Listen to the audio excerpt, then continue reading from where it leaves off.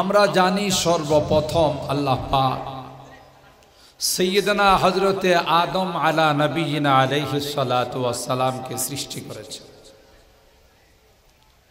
কোরআনে কারীমে বহু জায়গাতে আল্লাহ তাআলা এই সৃষ্টির ইতিহাস বর্ণনা করেছেন।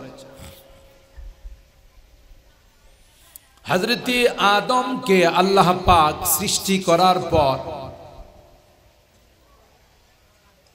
তিনি জান্নাতে বসবাস করেন।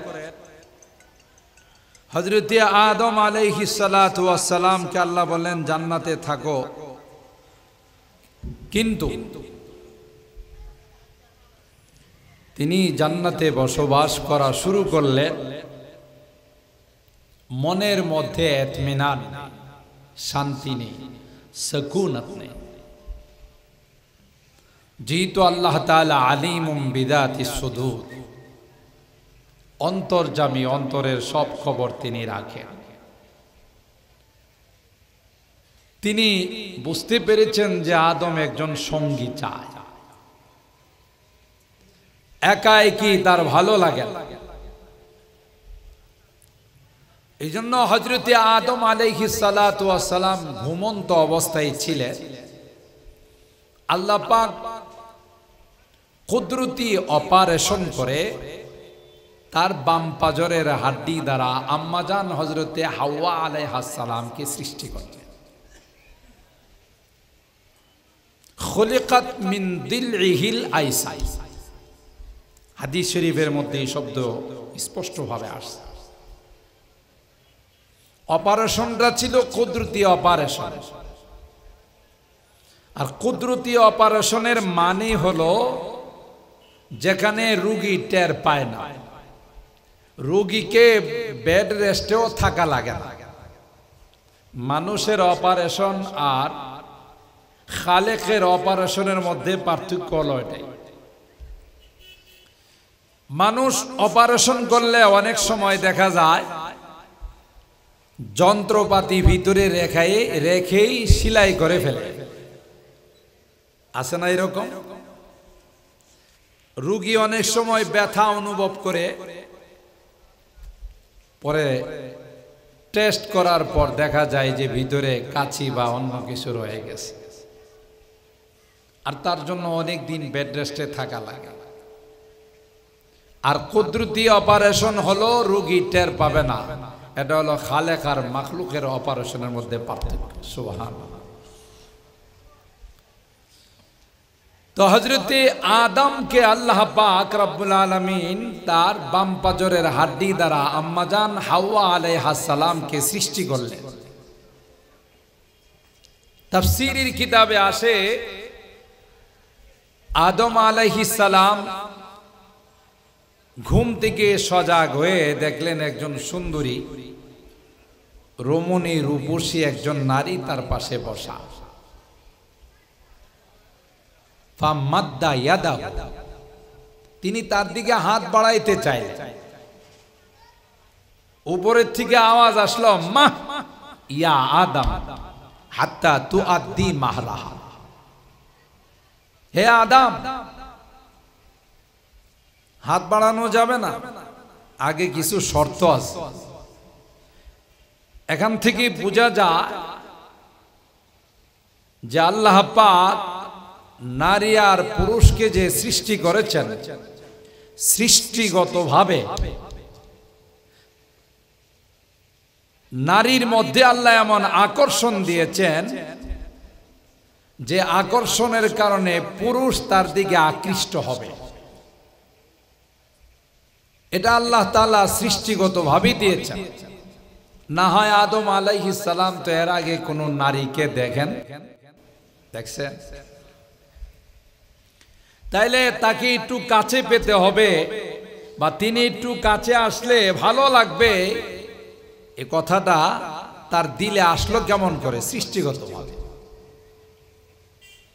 তো আল্লাহ পাক বললেন হাত্তা তুআদ্দি মাহরাহা, তোমার জন্যই বানাইছি, তবে হালাল ভাবে নিতে হবে, বৈধভাবে নিতে হবে, অবৈধভাবে নয়। এর থেকে আমি যুবকদেরকে অনেক সময় বলি, যুবক, আল্লাহ তাআলা সুন্দর করে যুবতীদেরকে, নারীদেরকে বানাইছেন, তোমার জন্যই বানাইছে। তবে এটা তোমাকে হালাল ভাবে নিতে হবে, মোবাইলের মাধ্যমে, ফেসবুকের মাধ্যমে প্রেম করে নয়। ঠিক কিনা বলেন? সেই তোমার কাছে আসবে তোমার স্ত্রী হয়ে, তোমার বধূ হয়ে, এটা হালাল ভাবে, তখন তার দিকে তাকাইলে তোমার সব, তার মুখে এক লোকমা খাবার দিলে তোমার সব হবে, তার সাথে সময় দিলে তোমার সব হবে। আর একই নারী যদি তুমি হালাল ভাবে তাকে গ্রহণ না করো, তাহলে প্রতিটা কাজেই তোমার গুনাহ হবে। শুধু পদ্ধতিটাকে পাল্টাইতে হবে, সিস্টেমটা পাল্টাইতে হবে। তো আল্লাহ পাক রব্বুল আলামিন এই কথা এখানে বুঝাই দিলেন যে হযরতে আদম আলাইহিস সালাম তার দিকে হাত বাড়াইতে চাইলেন, তার মানে তার মধ্যে আকর্ষণ আছে। আর এই আকর্ষণের কারণে যেন গুনাহতে লিপ্ত না হয়, এই জন্যই আল্লাহ তাআলা পর্দার বিধান নাযিল করে দিলেন। পর্দার বিধান আল্লাহ পাক কি করে দিলেন? নাযিল করে দিলেন। বড় মজার ব্যাপার, তাফসীরের মধ্যে আসে আল্লাহ পাক আম্মাজান হযরতে হাওয়া আলাইহিস সালামকে সৃষ্টি করে আদম আর হাওয়াকে কি বললেন? ওয়াকুলনা ইয়া আদম মুসকুন আনতা ওয়া যাওজুকাল জান্নাহ ওয়াকুলা মিনহা রাগাদান হাইথু শি'তুমা ওয়ালা তাকরাবা হাযিহিশ শাজারা ফাতাকুনা মিনাল যালিমিন। আল্লাহ পাক হযরতে আদম আর হাওয়া দুইজনকে বললেন, উসকুন আনতা ওয়া যাওজুকাল জান্নাহ, এ আদম তুমি তোমার স্ত্রীকে নিয়ে জান্নাতে বসবাস করো। মুফাসসিরিন ইকরাম লিখেন, উসকুন আনতা ওয়া যাওজুকাল জান্নাহ, এ আদম তুমি আর তোমার স্ত্রী জান্নাতে বসবাস করো। এ মুসলমান, ফুকায়ে কেরাম কয় উসকুন আনতা ওয়া যাওজুকাল জান্নাহ, আরবি গ্রামার অনুযায়ী যাওজুকাকে এখানে আনতার উপর আতফ করা হয়েছে। এতে বোঝা যায় স্বামী যেই বাড়িতে থাকবে, স্বামী যেখানে স্ত্রীকে রাখবে, এখানে স্ত্রীর কোনো ব্যক্তিগত পাওয়ার চলবে না। স্ত্রী যদি বলে আমার বাবার বাড়ি ছিল অট্টালিকা, তোমার বাড়িতে টিনের ঘরে আমি কেন থাকবো, কুরের ঘরে কেন থাকবো, এই অধিকার এখানে চলবে না। আল্লাহ বলেন উসকুন আনতা ওয়া যাওজুকাল জান্নাহ, এ আদম তুমি এবং তোমার স্ত্রী দুইজনই জান্নাতে বসবাস করো। দুইজনকে আল্লাহ পাক স্ত্রীকে স্বামীর তাবে করেছেন, স্বামী যেখানে রাখবে স্ত্রীকে সেখানে থাকতে হবে। দুই নাম্বার হলো উসকুন আনতা ওয়া যাওজুকাল জান্নাহ, আল্লাহ পাক হযরতে আদমকে এই শব্দ বলে এই কথার দিকে ইঙ্গিত করেছেন, আদম তোমাকে চিরকাল জান্নাতে রাখার জন্য বানাই নাই। উসকুন সুকুনাত, তার মানে হলো তুমি ভাড়াটিয়া, আর ভাড়াটিয়াকে মালিক যে কোনো সময় নোটিশ দিয়ে বাসা থেকে বের করে দিতে। এই শব্দের মধ্যে ইঙ্গিত রয়েছে যে আদম জান্নাতে কথা গানা থাকবে। মুসা আলাইহিস সালাম আদম আলাইহিস সালামের সাথে দেখা হলো রূহের জগতে। তো দেখা হওয়ার পর মুসা নবী বলেন, আপনি তো আমাদের বাবা আদম। বলে হ্যাঁ, আপনাকে আল্লাহ কত মহব্বত করে বানাইছে, নিজের হাতে বানাইছে। ওয়া আসজাদা লাকাল মালায়েকা, ফেরেশতা দিয়ে আপনাকে সিজদা করাইছেন।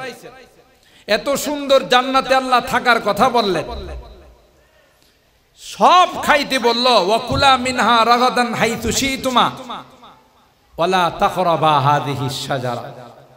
একটা গাছ আল্লাহ নিষেধ করলেন, একটা ফল খাওয়া যাবে না।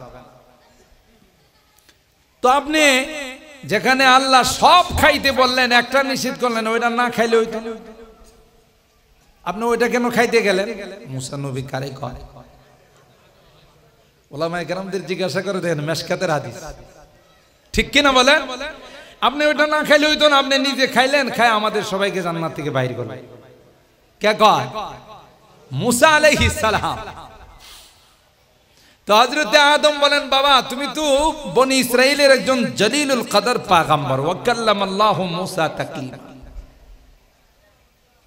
তোমার সাথে আল্লাহ সরাসরি কথা বলছে, তোমার উপরে কি আসমানি কোন কিতাব আল্লাহ নাযিল করছেন? বলে হ্যাঁ।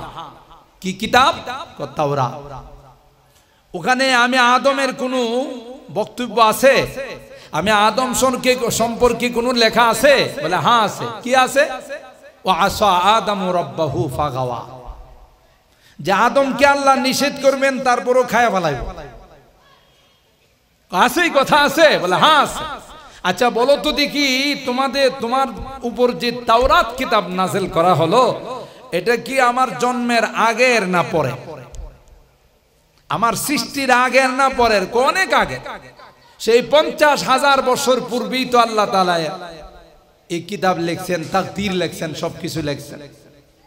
তাহলে বাবা তুমি শিক্ষিত মানুষ, তুমি একজন এত বড় পয়গম্বর, যেই জিনিস আমার সৃষ্টির 50,000 বছর পূর্বে আল্লাহ লিখে রাখছেন, এই বিষয়টা নিয়ে তুমি আমার সাথে তর্কে জড়াইলা, এটা কি শিক্ষিতের পরিচয় হলো? সুবহানাল্লাহ। হযরতে আদমেরই কথা শুনে মুসা নবী তো কয়, কথা তো বাবা ঠিকই কইছেন, হাজার হলো তো বাপ আর পোলার মধ্যে তো বেশ কম আছে, কথা কয় না। তাহলে এটা হলো মুকদ্দর ছিল, আল মুকদ্দর কায়েন, যা আছে সেটা হবেই। কোশিশ বেকার হ্যায় जब आदमी मजबूर है, खा वही होता रहेगा जो उसे मंजूर है, खा वही होता रहेगा जो उसे मंजूर है। কবি বলেন, তাকদীরে যদি থাকে ভাগ্যের লিখন যায় না খণ্ডন, এটা হবেই হবে, হাজার চেষ্টা করো সেটাকে কোনোদিন ফেরানো যাবে না। আল্লাহ পাক রব্বুল আলামিন হযরত আদমকে জান্নাতে রাখার জন্য বানান না, কারণ সৃষ্টির পূর্বেই তো আল্লাহ বলেছিলেন, ইন্নী জাইলুম ফিল আরদি খলিফা।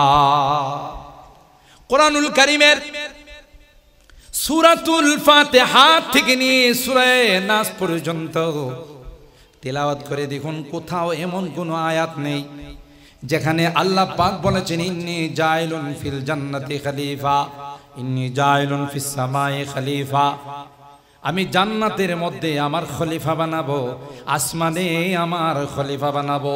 বরং আল্লাহ পাক বলেন ইন্নী জাইলুন ফিল আরদি খলিফা, জমিনে আমার প্রতিনিধিত্ব করবে।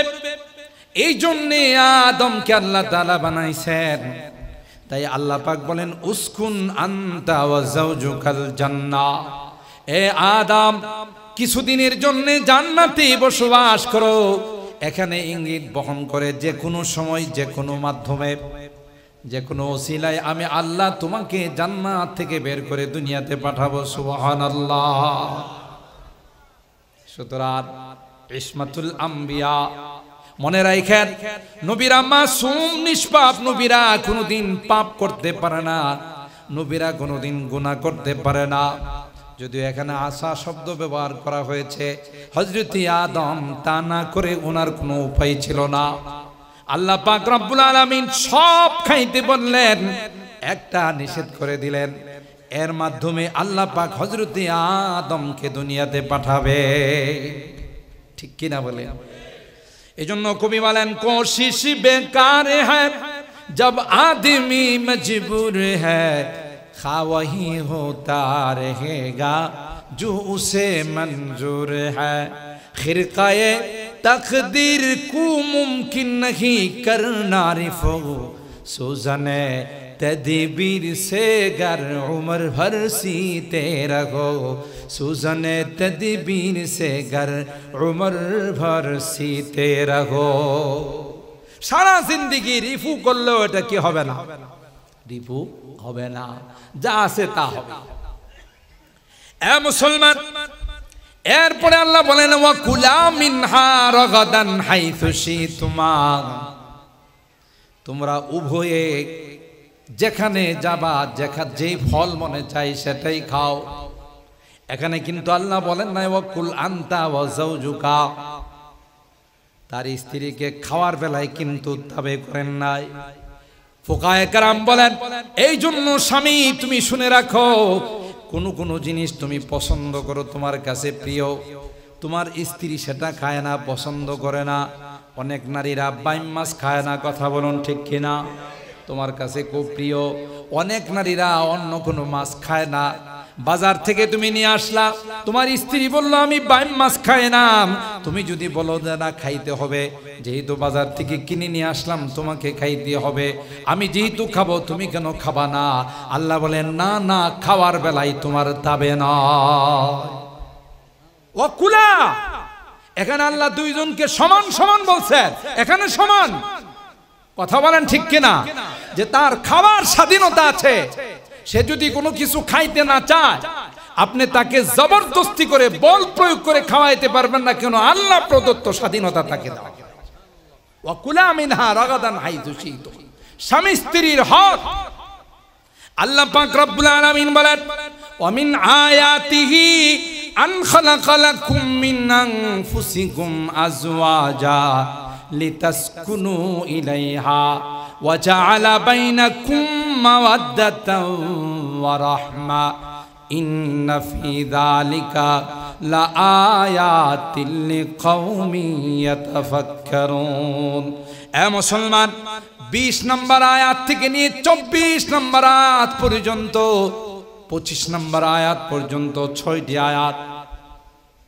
আল্লাহ পাক সূরা রুমের মধ্যে তার কুদরতি নিদর্শনের বর্ণনা দিয়েছেন 20 নম্বর আয়াত আল্লাহ বলেন ওয়া মিন আয়াতিহি আন খালাকাকুম মিন তুরাব সুম্মা ইযা আনতুম বাশারুন তানতাশিরুন